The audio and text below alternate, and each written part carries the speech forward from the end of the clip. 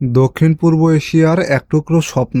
কুয়ালালামপুরের আকাশচুম্বী অট্টালিকা, ঝাঁ চকচকে হাইওয়ে আর চারদিকের বিলাসবহুল জীবনযাত্রা দেখলে যে কারো চোখ তালগাছে উঠতে বাধ্য।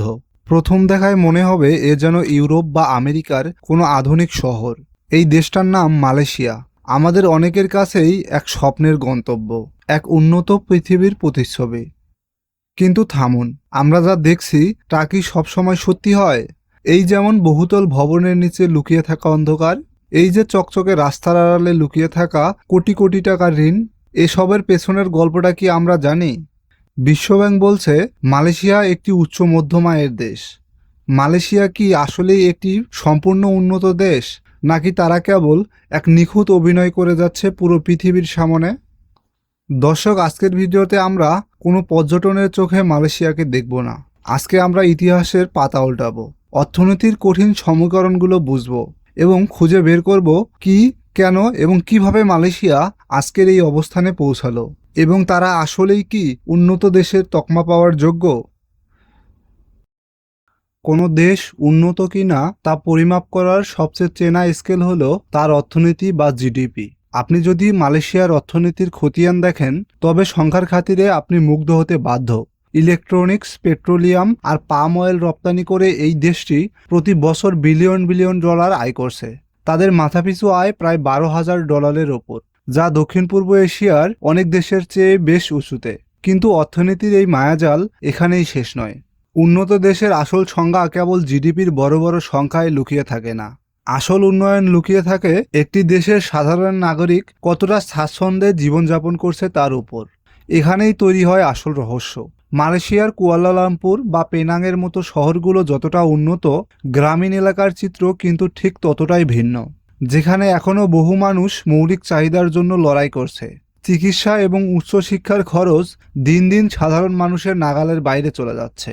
তাহলে প্রশ্ন জাগে, যে দেশের সম্পদ কেবল কিছু নির্দিষ্ট শহর বা গুটি কয়েক মানুষের হাতে পুঞ্জীভূত, তাকে কি আমরা পুরোপুরি উন্নত দেশ বলতে পারি? এই রহস্যের জট খুলতে হলে আমাদের ফিরে যেতে হবে আজ থেকে প্রায় 7 দশক আগে। 1980 এর দশক। ব্রিটিশদের শাসন থেকে সদ্য মুক্ত হওয়া একটি দেশ। চারদিকে শুধু দারিদ্র্য, জাতিগত দাঙ্গা আর অনিশ্চয়তা। তখন মালয়েশিয়ার অর্থনীতি বলতে ছিল কেবল দুটি জিনিস, রাবার আর টিন। কোনো আধুনিক প্রযুক্তি ছিল না, ছিল না কোনো দূরদর্শিক পরিকল্পনা। তৎকালীন বিশ্বনেতারা অনেকেই ভেবেছিলেন এই ভঙ্গুর দেশটি হয়তো বেশি দিন টিকতেই পারবে না। কিন্তু ইতিহাস সবসময় বিজয়ীদের হাত ধরে লেখা হয় না। আর মালয়েশিয়ার ইতিহাসের সেই মহানায়ক ছিলেন ডক্টর মহাথির গান্ধী মোহাম্মদ। 1981 সালে তিনি প্রথম ক্ষমতা গ্রহণ করেন। তখন তিনি এক অবিশ্বাস ও সাহসী রূপকল্প বা ভিশন তৈরি করেন, যার নাম ছিল ভিশন 2020। মহাথির মোহাম্মদ চাইলেন মালয়েশিয়া কেবল কাঁচামাল রপ্তানি করবে না, তারা নিজেদের তৈরি করবে একটি ইন্ডাস্ট্রিয়াল হাব বা শিল্পোন্নত দেশ হিসেবে। তিনি দেশের কৃষিভিত্তিক অর্থনীতিকে রাতারাতি বদলে ম্যানুফ্যাকচারিং বা উৎপাদনমুখী অর্থনীতিতে রূপান্তরিত করলেন। বিদেশি বিনিয়োগকারীদের জন্য দরজা খুলে দেওয়া হলো। তৈরি করা হলো এশিয়ার বৃহত্তম সেমিকন্ডাক্টর ও ইলেকট্রনিক হাব। তিনি কেবল অর্থনীতি বদলায়নি, তিনি মালয়েশিয়ানদের মনস্তত্ত্ব বদলে দিয়েছিলেন। তিনি প্রমাণ করতে চেয়েছিলেন এশিয়ানরাও পারে।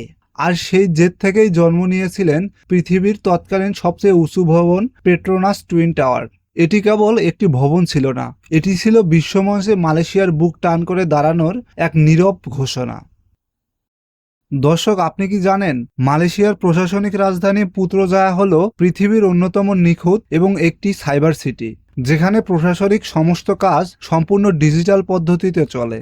কিংবা কুয়ালালামপুরের স্মার্ট টানেলের কথাই ধরুন, এটি পৃথিবীর একমাত্র টানেল যা একই সাথে তীব্র যানজট নিয়ন্ত্রণ করে এবং বর্ষাকালে শহরের বন্যার প্রতিরোধে ড্রেনেজ সিস্টেম হিসেবে কাজ করে। প্রযুক্তির এমন অবিশ্বাস ব্যবহার সত্যি মালয়েশিয়ার প্রশংসনীয়। তবে মালয়েশিয়ার সবচেয়ে বড় শক্তির জায়গা তাদের কাঠামোগত নয়, বরং মানুষের। এটি এমন একটি দেশ যেখানে মালয়, চাইনিজ এবং ভারতীয় এই তিন প্রধান জাতি সম্পূর্ণ ভিন্ন সংস্কৃতি, ধর্ম ও ভাষা নিয়ে যুগের পর যুগ একই সঙ্গে বসবাস করে আসছে। এই বিচিত্রতায় তাদের পর্যটন শিল্পকে এক অনন্য উচ্চতায় নিয়ে গেছে, যার স্লোগান মালয়েশিয়া টুলি এশিয়ান। কিন্তু মুদ্রার যেমন এফিট ওপিট থাকে, মালয়েশিয়ার চকচকে অগ্রগতির পেছনেও রয়েছে কিছু গভীর ক্ষত। মহাথির মোহাম্মদ সেই ভিশন 2020-র যার লক্ষ্য ছিল 2020 সালের মধ্যে মালয়েশিয়াকে একটি সম্পূর্ণ উন্নত দেশ হিসেবে ঘোষণা করা, কিন্তু তা পুরোপুরি সফল হয়নি। কেন জানেন? এর পেছনে সবচেয়ে বড় কারণ হলো দুর্নীতি বা রাজনৈতিক অস্থিরতা। 1MDB স্ক্যান্ডালের কথা হয়তো আপনারা অনেকেই শুনেছেন, যা ছিল আধুনিক ইতিহাসের অন্যতম বৃহত্তম আর্থিক কেলেঙ্কারি। দেশের বিলিয়ন বিলিয়ন ডলার লুটপাট হয়ে যাওয়ার কারণে মালয়েশিয়ার অর্থনীতি একটি বড় ধাক্কা খায়। পাশাপাশি মালয়েশিয়া বর্তমানে আটকা পড়ে আছে মিডল ইনকাম ট্র্যাপ বা মধ্যম আয়ের ফাঁদে। এর মানে হলো তারা দরিদ্রের দেশ থেকে মধ্যম আয়ের দেশে পরিণত হয়েছে ঠিকই, কিন্তু উচ্চ প্রযুক্তির উদ্ভাবন কিন্তু নিজস্ব ব্র্যান্ড তৈরি করতে না পারায় তারা আমেরিকা, জাপান বা সিঙ্গাপুরের মতো পুরোপুরি উন্নত দেশের কাতারে পৌঁছাতে পারছে না। দেশের বড় বড় ফ্যাক্টরিগুলো এখনো সস্তা বিদেশি শ্রমের ওপর নির্ভরশীল। আর এখানেই প্রশ্ন ওঠে, যে দেশে নিজেদের শ্রমবাজারকে এখনো পুরোপুরি আধুনিক ও স্বাবলম্বী করতে পারেনি, তাকে উন্নত বলাটা কতটা তাড়াহুড়ো হয়ে যাবে? দর্শক, তাহলে সর্বশেষ আমরা কি উত্তর পেলাম? মালয়েশিয়া আসলে কতটা উন্নত? কাগজে কলমে বা পশ্চিমা দেশগুলোর সংজ্ঞায় মালয়েশিয়া হয়তো এখনো শতভাগ উন্নত দেশের সিলমোহর পায়নি, কিন্তু গভীরভাবে ভাবুন তো, স্বাধীনতার সময় যে দেশের ঝুলিতে ছিল কেবল শূন্য আর দাঙ্গা, সেই দেশ আজ যেখানে এসে দাঁড়িয়েছে তা কেবল রূপকথার চেয়ে কম নয়। তারা হয়তো নিখুঁত নয়, তাদের অর্থনীতিতে হয়তো সমস্যা আছে, রাজনীতিতে হয়তো কালো মেঘ আছে, কিন্তু ভাঙ্গাচোরা একটা অতীত থেকে উঠে এসে বিশ্বের বুকে নিজেদের একটি ব্র্যান্ড হিসেবে প্রতিষ্ঠিত করার যে লড়াই মালয়েশিয়া দেখিয়েছে, তা পৃথিবীর যে কোনো উন্নয়নশীল দেশের জন্য এক পরম অনুপ্রেরণা। উন্নত দেশ হওয়াটা কেবল সময়ের ব্যাপার মাত্র, কিন্তু তারা যে মানসিকতা ও অবকাঠামো তৈরি করেছে তা ইতিমধ্যেই তাদের অনন্য করে তুলেছে। দর্শক, মালয়েশিয়ার এই অবিশ্বাস্য জার্নি নিয়ে আপনার মতামত কি? তারা কি আসলেই উন্নত, নাকি এখনও অনেক পথ বাকি আছে? অবশ্যই কমেন্টে জানাতে পারেন আপনার মতামত, এবং ভিডিওটি ভালো লাগলে লাইক এবং সাবস্ক্রাইব করে দেখতে থাকুন।